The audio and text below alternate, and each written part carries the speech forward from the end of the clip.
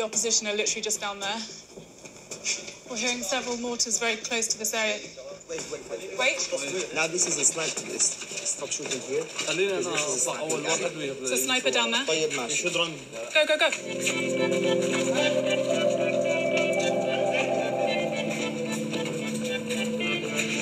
Still some people living up there. A bunch of IDPs who have nowhere else to go are living in these buildings, even though there's snipers on every corner. So they're trying to tap into these temporary generators that are put up. This web of wires is insane.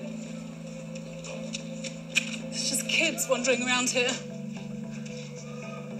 We were initially told that these civilian areas were safe. But Good morning. War is hell. We hate war.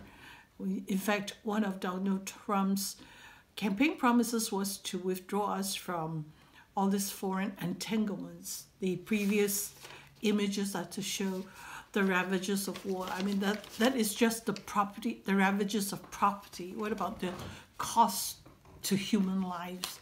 The death of and destruction is just hell. As I looked at those images one morning, it reminded me of broken lives. Broken lives not only ravaged by war, but ravaged by sin and by Satan, that it will become a pile of rubble.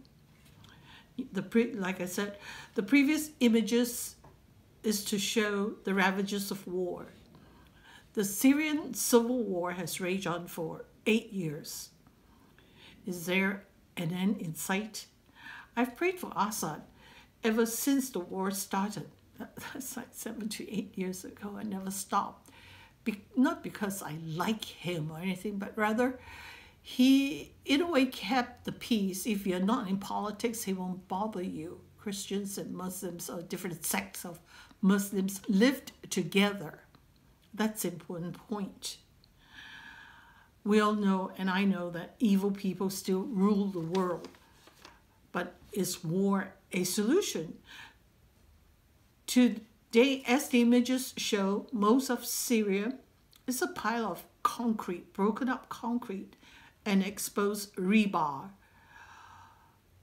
When is the war ending and the rebuilding of Syria can begin? I'm also reminded of what sin can do in a person's life, turn it into a pile of rubble, blocks of useless cement, and exposed rebar. In the perfect situation in the Garden of Eden, sin, the disobedience to God's command, led to such a tragedy, the loss of an ideal, resulting in pain, sweat, thorns, and weeds, a situation far worse than the broken concrete and exposed rebar.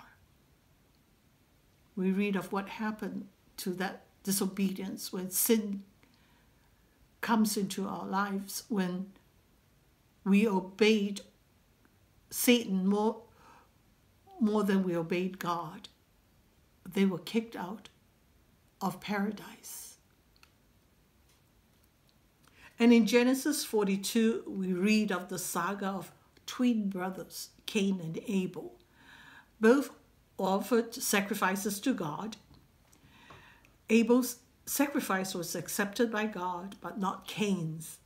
Cain was very angry and dejected. And in verse 6 we read, "Why are you angry?" The Lord asked Cain. "Why do you look so dejected? You will be accepted if you respond in the right way. But if you refuse to respond in the right way, if you refuse to respond correctly, then watch out.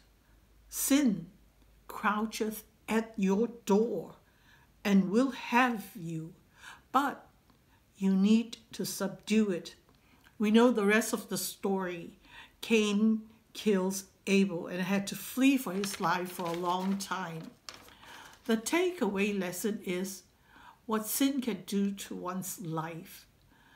Satan seeks only to deceive, destroy, and kill, and leave behind a wreck of a life, useless chunks of concrete and exposed and rusting rebar.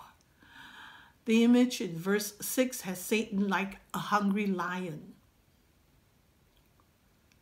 crouching outside the door to your life, waiting to pounce. If you should open the door to it, if you entertain it, it will come in and ruin and destroy your life. But there is a solution. You must and you can subdue it.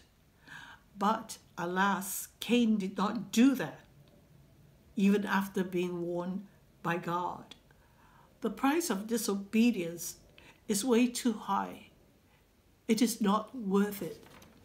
I pray that we will each read our Bible, say our prayers, and not open the door to sin, even as it croucheth outside our door waiting to pounce. Thank you for listening.